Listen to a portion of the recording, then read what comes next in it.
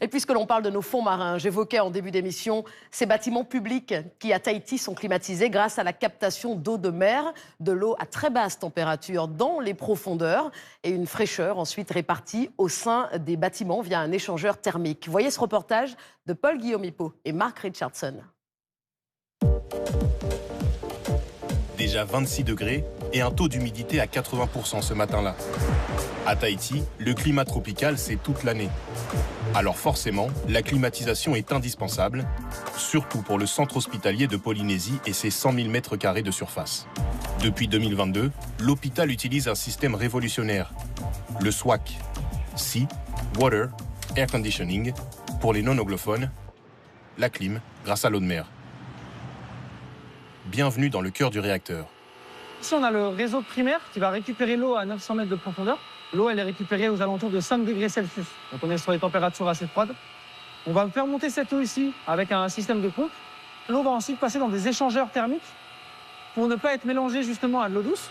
Et on va pouvoir transférer cette fraîcheur, cette froideur de l'eau au système de climatisation de l'hôpital.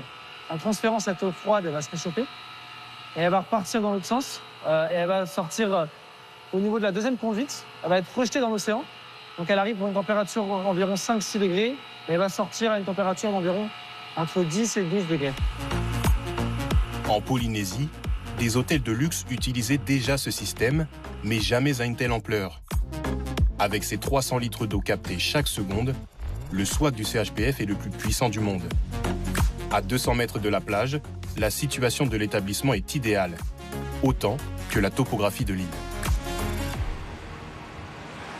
On a la chance en Polynésie d'avoir des fonds marins qui descendent très profondément, très vite, qui sont très pentus. Donc on descend à 900 mètres de profondeur, mais on ne va pas forcément très loin. Au final, on est à seulement 2-3 km des côtes, ce qui est assez exceptionnel. L'eau qu'on va rejeter ici, on va la rejeter à 15 mètres de profondeur, à quelques centaines de mètres de la côte. Et à ce niveau-là, on rejette une eau qui est à 10-12 degrés dans un océan qui est à 20-25 degrés. Ça ne va pas réchauffer, ça va plus refroidir la zone. L'impact, en tout cas sur cette variation de température, est négligeable. On a des études aujourd'hui en cours qui permettent de s'assurer de ça quand même. Dans l'enceinte de l'hôpital, les 1600 climatiseurs fonctionnent en continu. Et dans certains services, la fraîcheur est plus qu'essentielle.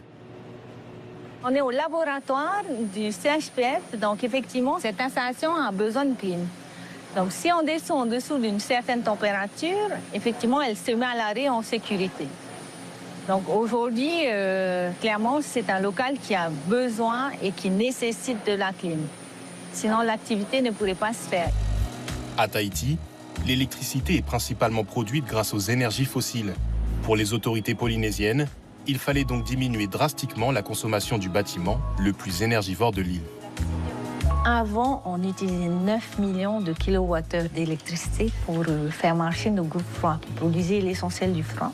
Et aujourd'hui, avec le SWAC, on a divisé cette utilisation de kilowattheures par 10.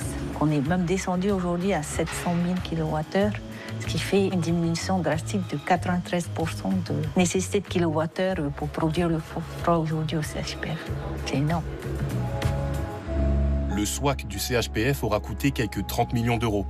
Chaque année, il permet à l'hôpital d'économiser entre 1,5 et 2 millions d'euros sur sa facture d'énergie.